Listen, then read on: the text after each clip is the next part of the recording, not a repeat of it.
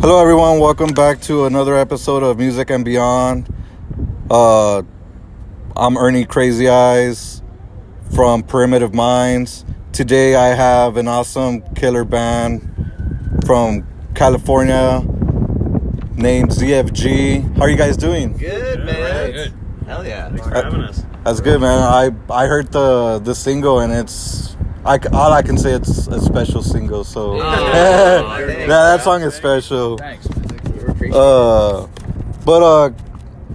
First of all, can you all introduce yourselves and tell us what you do in the band? Sure, I'm Jules Galley. I'm the vocalist. My name's Trev Lukather. I'm the guitar player. Sam Procaro, I play bass. My name's Josh Devine, and I play the drums. There you go, guys. ZFG. So how did you guys come up with ZFG, and how did you guys meet? ZFG, we came up with the name because basically when Josh and I, we were introduced by a mutual friend, and, we knew about each other's playing, and we hit it off really well. And I just knew I met the guy to jam with him, and not just to, we became so tight, actually we became roommates. So I kept telling him, I was like, dude, we were all doing separate projects. I said, man, I didn't meet you to become your roommate. We're supposed to make some music together, and we wanted to play together. And so we decided to get in the studio one day with that mutual friend that introduced us, which we won't name. And, we decided to get in their studio and track just a crazy instrumental. So we had no idea who was going to sing or what we were going to do with it.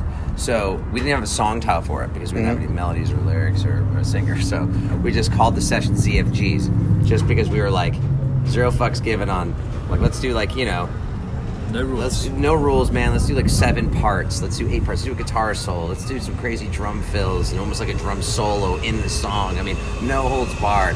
Which then, when we, Jules and I, we kept bumping into each other in the Hollywood Jam circuit. He goes up and sings with these amazing house bands at the Sayers Club and the Viper Room. And we kept bumping into each other, and so I ended up coming across an Instagram video of him singing, I don't know what song, but he went in the high register and was like Axl Rose meets Steven Tyler, but something fresh and different. Yeah. Jules is an R&B, funk influenced, pop influenced singer. I when I heard the song Special, I kind of heard a little Miles Kennedy in there too. Yeah, Miles is a fucking beast, man. And Sam and I grew up together. Our dads were in the band Toto together. So, Yeah. So, we always, we ended up playing together for the first time about a year and a half ago. So we all just decided to just get in the fucking room, man. And the ZFG just stuck, I mean, it just was one of those things that it was the trueness of what we were doing in the studio.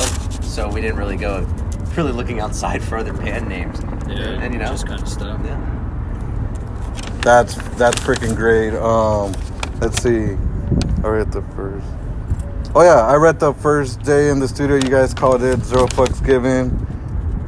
It sounds like a cool party song as well too. Is there any plans of maybe making a song called Zero Fucks Given? We never thought about that. Yeah. I mean, kind of fun. Self-titled album, self-titled song. Good point, yeah. You never know. Yeah, You never know. like Come on, Jules. like just fucking. Hey guys, this is Zero Fucks Given, and this song is called Zero Fucks Given. So, and just See, a party. That's the thing. We actually go by just CFG. Yeah. So, like, we wouldn't, no one would even know. We could just put Zero Fucks Given. And what was the other one? Zombie flavored gumbo. Oh, okay. We could just have a whole record of just different ZFG. Yeah. Yeah, this Ideas. one we like to let people sort of Zach choose fucking what they want. I mean, Galifianakis. obviously, the ones who know our story know what it means. But, it's kind of cool to just go by the 3 letters and let it create its own thing. When I discovered you guys, my first question was, of course, going to be, what's that name? Because everything has a meaning to it. So, and when I got the stuff to read up on you guys, and I saw the first day on the studio thing, I told myself, "Holy crap, that's fucking great!" Like, Zero Fucks Given, like that's true. Yeah. Or, on Thanksgiving, Zero Fucks Giving. There. I like that. That's our promo for the Thanksgiving. Yeah. That's amazing. Happy Zero dude. Fucks Giving. I fucking love that. I'll send you guys my PayPal. Nah. We'll give you a percentage, brother. Yeah. So what are your guys' influences? Oh man, I grew up in France, so I had a lot of different influences than all these guys. But my first concert with Johnny Hallyday, who was like the French Elvis, was like 5, and that was like the really marked me as far as a live show. And then I listened to a lot of Stevie Wonder, Michael Jackson, Queen, and then I went on my own with all the American, 90s and 2000. I mean, it doesn't really relate to what we're doing, but Usher, 50 Cent, all that shit. Yeah. And that was when the groove was like a part of my life a lot. Bob Marley, love-making music. the Beatles, Maxwell, and so many more. Any more? That's awesome. Yeah, there's so many.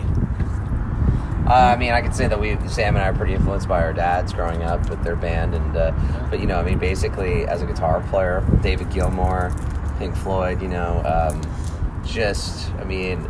so many I can't even name. And Trevor Rabin from Yes, and the owner of the Lonely Heart Days. I was named after Trevor Rabin. Oh, that's cool. Just a lot of it's just too many to even name and count. But basically, I would just say that's pretty much the reason why I play. I can't really lie. It's pretty much because of my dad. So just happy to be continue. We're here to carry the torch. And Sam, you have a lot more out there fucking influences than me. Yeah. So. I mean, yeah, for me, it's kind of all over the place. Like anything from world music to funk to jazz, kind of just, I always grew up like different stuff playing around the house, like anything from, Nat King Cole to like when I was in high school, my stuff was all heavy, like super heavy metal, like Children of Bodom, Behemoth. So it's like kind of anything in between the two is like something I can get into. It's a great drive-by. And also, yeah. I'm just watching my man Shadowbox over there. Oh, shit. Behemoth is now what Sam calls his penis, so that's another influence. I call mine Stuart Little. Oh, shit. Not really. That's just what you call yourself. I call mine Titanic because eventually it sinks. You're amazing. Oh, wow. I like pretty much anything, man. I grew up very much on classic rock, Toto, Journey, and then eventually more to like Linkin Park, Slipknot, and then eventually into rap, a lot of the UK rap, like Skepta and Gigs. And, Oh, nice. yeah, all this. But again, I pretty much like anything. I'm just not that hip on all this new trap music. I don't get what these kids are listening to. It's taking me a minute to get into it, but Oh my God, there's I'm definitely glad some I good understand. upcoming. Yeah, So definitely. I'm vibing it, man. Music's just good. It's a good outlet, so Yeah, everyone is surprised. every song is a different story, so that's awesome. And the single Special, I freaking love that song. It thanks, man. it totally blew me away when I heard it. I honestly felt starstruck because it was kind of a moment where, holy crap, these guys are gonna be super big one day. Oh, dude, thank you so much, bro. man. Appreciate it. But can you tell me a little bit more of that song? And is the EP gonna have the same sound Yeah, I and think vibe to it? as far as the EP, I mean, every song we write is slightly different, but it still has the same cohesive sound to it. So it's everything sounds like us, but there's definitely different sides to everything we do. Yeah. So, it's not like we've got 20 songs of the exact same sound, which is good, it's refreshing. Yeah, But definitely. I mean, the actual how Special came about was weird. Life, man. It's live, yeah. But I mean, we were in the studio, yeah. just kind of jamming another song midway through recording one of our other songs, and when this song came about, we weren't originally going to do it, and the guys doing our record with us were like, "Oh, this is a really good song. You should try it." And then and there on the day, we just kind of hashed it out. Jules and Trevor already had the kind of basic chord structure and melody, and then we just kind of ironed the rest of the thing. And then by the end of the day, we had a full song, and it kind of hit us out of the blue. We're like, "Oh shit, this is a pretty good Yeah, song." we also just talk about another crazy universe aligning moment is my godfather Lenny Castro is one of the greatest percussionists to ever live, who's played with everyone you can ever imagine. That's a legend, and he's a legend in his own right. And like, he randomly happened to message me, and I just said, "Guys, what do you think if Lenny Castro came and played some percussion on this?" And we're like, I mean, it would be a dream come true, but. Like, we didn't really think. I thought it was a stretch, And so I said, "Hey, Lenny, we're recording our EP full circle because Lenny played in Toto for forever." Oh, wow. So like like it was like for full circle moment for us, you know, and for Lenny actually. So is he featured in that? Yeah, he came in yeah, percussion, so he Oh, actually wow. he said give us a day and a time, so that gave us a little more fire in our ass.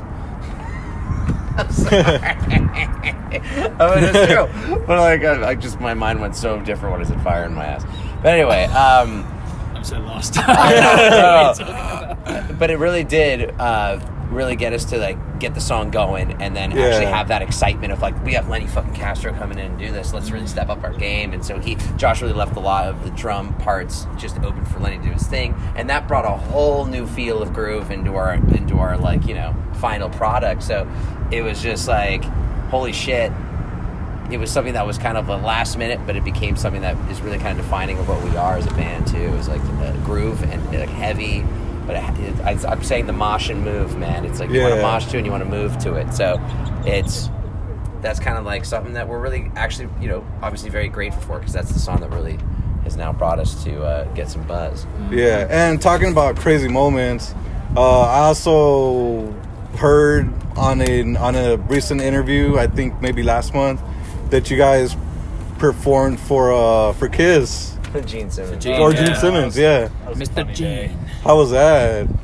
I mean, it's about as classic Gene as like you could imagine it gets. Just like from what you've heard about him, like we're kind of in the room just going through stuff, and I was like kind of in the zone, had my eyes closed, and I wear glasses, so all of a sudden I just feel someone pull the glasses off my face, and I look up and it's Gene Simmons taking the glasses off my face, and he's just like, that's much better, man. Now you look rock and roll, you know? Like, Did he have the face paint on, or no. Classic he had his- Gene with let me like, the tell you, big, he the big should've. dark shade Oh, okay. on. He had his sunglasses on, yeah. That's great. Yeah, but so he kind of came in and just, you know, gave us a little bit of a, you know, roasting, while like, you know, just kind of like He gave us good advice, Yeah, too. he gave us like great advice, but it kind of exactly how you'd expect Gene to say it. Yeah. I mean, it was fun, and it was like a great story to have, and it was, you know, Actually, he gave us such compliments, even though it was convoluted in his They're thing, very you know. backhanded compliments. Yeah, backhanded compliments, and but we just, I mean, after that rehearsal, whatever you want to call it, like,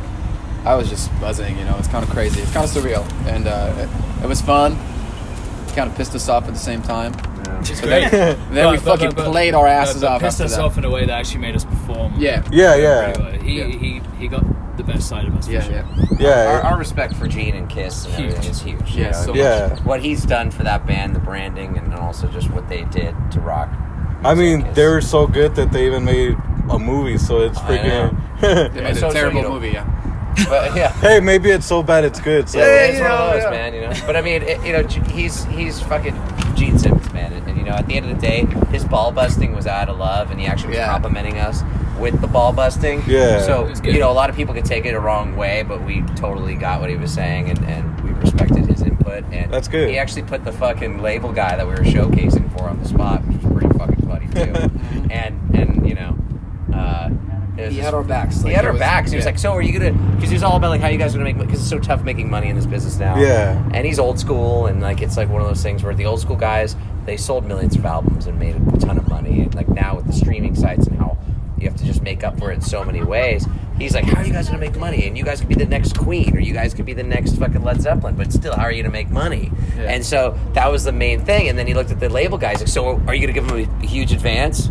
And like the guy's like, He was which he so then fanboy on oh my definitely showed, gosh! yeah, he was a Which huge then, like, fan. he then, you know, of course, didn't offer us a very nice deal, and it was kind of like, you know, but to Gene's like, oh, you know, yeah, we're gonna do. It's just like, you know, the business is the business, man. But like to have that moment was pretty fucking funny, especially the fact that he walked in the room and the first thing he says to the A&R guy who's in the middle of the room, he says, "Tell me you're not the fucking lead singer." Because the guy, you know, I mean, he looks like a label guy. It's like, so it's like, "Tell me you're not the fucking lead singer." You're Then, why are you in the middle? Get the fuck to the back of the room. Oh, shit. and I'm like, Gene has entered the room, man. You know? And we were just like, holy shit, man. And it was really cool because he stopped us and he said, "Man, you guys sound too good." Like, he was very sweet at the same time, as well as busting all of our balls. Yeah. But that's awesome, you know, like... It's like Larry David giving you shit, like from Curb Your Enthusiasm. Man. Yeah. If you have if Larry David's a dick to you, you got a Larry David moment. Like, Maybe so. Gene's that guy. Like, if Gene busts your fucking balls, you got a Gene Simmons moment, man. You know, it's like, so. I mean, he's that guy, man. So it it was an awesome experience to have so early in the game for us as a band. Yeah, and when I read that, when I saw that, I felt like, holy crap! I think these guys are gonna, like, now that they have that advice, and I feel like, you guys are gonna be around for a very long time, and the people are gonna love you. Thank you. Thank you. And especially with this single, because when I heard Special, I just heard it, played it, heard it again, played it again. I just couldn't stop listening to it, and then after like the 40th time, I'm like, okay, I think Can I hug you, man? All right. Thank you, bro. It means the world. Like it was so good, but this is a pretty big tour for you guys. How do you guys feel coming in? Well, this is our second show. Yeah, Second it's show? only Yeah, our it's second good. show, but it's, first show in Houston was a lot of fun. I mean, all the other bands and everyone on the tour, it's just everyone's having a great time. Everyone's getting along. It's going to be a good run. We're going to have a lot of fun. Yeah. And, we're thankful to the Adelita's Way guys for bringing us out and giving us a chance to get in front of some people. And it was really cool, like, to see like complete strangers that had no idea who the hell we were, to see their reaction on like the first downbeat of our first song of the set, and like their mouth kind of like, what the hell? Yeah. Because a lot of bands opening for on a tour, it's like they could be grueling, and a lot of fans don't want to have anything to do with any bands that are opening other than the band that they want to see. Yeah, I've seen a lot of terrible opening bands, but I've seen amazing bands too. So I mean, to get that reaction from true rock fans in Houston, Texas, that like, who are these guys? To like, by the end of it, we played in front of like 50 people. But by the end of it, man, it sounded like 500 people. Yeah. And that gave us such a buzz. Yeah. That was like, we're doing this, and we're making if we make one fan at a time, man, we're doing something right. So that's what we're here for, man. Yeah, definitely, and that's freaking amazing. And I can't wait to listen to you guys later on tonight. Can't wait to play it for you, bro. You're gonna enjoy it. I'm just gonna be standing right there, like in the middle of. Fuck yeah. Anyway, start a mosh pit. I can't mosh pit. I can dream. I need to take care of my eyes, which are my glasses. So. Yeah, that's true, Fair, man. fair, That's fair. true. But with one song being out, when will the EP be released? Can you tell us that? It's tentative. We don't really have a release date yet because we're still recording a lot. So our original EP, which was 6 great fucking songs, is turning out to be a collection of like 12, Yeah, 12 exactly. to maybe 15 songs. So Album. we're not gonna rush it. We have this special single that's coming out next week. Ooh, we're gonna nice. work on it. A single special is coming out next week. Oh, yeah, yeah. Officially, Yeah, on all yeah. the platforms. I saw that earlier. We already have our second single like in the works, so this is gonna be a good summer for us to just show the world what we have, but not giving them everything yet. Oh, okay. So be on the lookout for more for sure. Yeah, I'm definitely gonna. I'm excited for it. Thank you. Thank you. I'm very excited for it. And do you guys have a name for the EP or album now, or? Most likely it's gonna be self-titled. I Yeah, think. Self-titled? Unless we find something that like hits us in the face and like, oh, this is it. But Yeah. Zero F's giving. Zero fucks giving. What are your plans after the tour? After this tour? We got another run. Yeah, we We opened got the with Winery Dogs. yeah. Winery Dogs, nice. And then we actually go on the road with Toto in the summer in Europe. Ooh, oh man. So yeah, we do 10 shows with them, man. So that's gonna be a life-changing tour for us. Yeah. It's a dream come true. And if I may say, I hear a lot of influences from Toto Yeah. in the song Special. So, I was kind of mind blown. I mean, It wasn't done on purpose. It wasn't that's done for on sure. purpose, man. But I mean, the influences are there. It's built into our freaking bodies, man. But like, it's just, and I gotta say, that's what they did as a band. They brought a lot of groove into rock music. Yeah, they did. And there's nothing like a fucking killer pocket and some fucking guitars and epic choruses, man. Because it's like, that's the best feeling music in my opinion. Yeah. And we all love that, and that's why we're doing what we're doing. And so that's why it works so well, is because we all have that love for that type of music, and we're happy to bring that type of music to a whole new generation of young fans and young Yeah. rock fans. They'd be You- like, "What is this?" You know, like, and his approach to melodies and phrasings and stuff isn't what a rock band would usually do. Well, it sort of works and perfectly. and their approach to the rhythm section of Sam and Josh, it's so fresh, man. So it's like we're just like so stoked that this is happening, that we all came together and the universe aligned for us that we could make amazing music together and have fun and be bros because we're family and it's, you know, having a fucking blast every day, so taking a moment at a time, man. If I may say, you guys are bringing the old school vibe back. Absolutely. The old school is the man. best school. Thank you, Yeah. bro. Thank you. So, and this is the last question. It's a fun question, Okay. but you know, it's one of my favorites because we get different answers. But if you were stuck in an elevator with any musician, dead or alive, who would it be and what would you talk about? Fuck. I mean, obviously, I would pick Michael Jackson. I just wanna... Exactly. That's my line, bro. I know. Yeah. That's it for me. Yeah. I talk about music, about everything, man. I just want to learn like the real way to fucking mashed potato, you know? Yeah, totally. Oh man. Christina Aguilera in the 90s. And we would, and we would not be talking. Hey! We'd be thumb wrestling. Yeah, thumb wrestling. Mm-hmm. I go for Thumb Brady, wrestling. bro. In the 90s, of course. I don't know, man. That's just like I a would rough one. I would fucking do acid in an elevator with Jimi Hendrix. Oh, damn. Oh, what about with Stu Bennett or not Stu Bennett? What's that dude from Pink Shit Floyd? about Sid just Barrett. the Sid Barrett, conversations there you of that go. guy. But then you wouldn't remember shit. That's true. That's true. But I'll have one of the Jimi Hendrix experience of my own, man. you know? Yeah. And that's another huge influence is Jimi Hendrix, of course. Yeah, as a Of player. course, man. That's awesome. That's awesome. So nothing for you. I'm just trying to think, man. There's just so many, you know, so many. Jocko? Yeah, you know, like someone like Jaco Pastorius, who's obviously like the Hendrix of bass. You know, Yeah. pick his brain for a minute, like Hendrix and you know, it's just so hard to pick. There's so many great players and songwriters and everything. Jocko probably tried to stab you in the elevator, dude, you know? Can I change mine from the 90s to 2000s? Go for it, man. Anything you want. early 2000s, I think. Yeah, I don't know how old she is now, so I just don't want to make that mistaken assumption. You want to put your genie in that bottle. Okay, the question is, Jules, how old would you want to be if you were in the elevator with Michael Jackson? No comments. But so, of course, I know how to find you guys, but where can the fans find you, and where can we follow you and listen to your music? And do you guys have any merch out? Oh, we do. Oh have yeah, we merch. got lots of merch. Please buy it. Buy Please our support merch. us. Wear the letters, whatever they mean to you. And we're on zfgband.com is our website.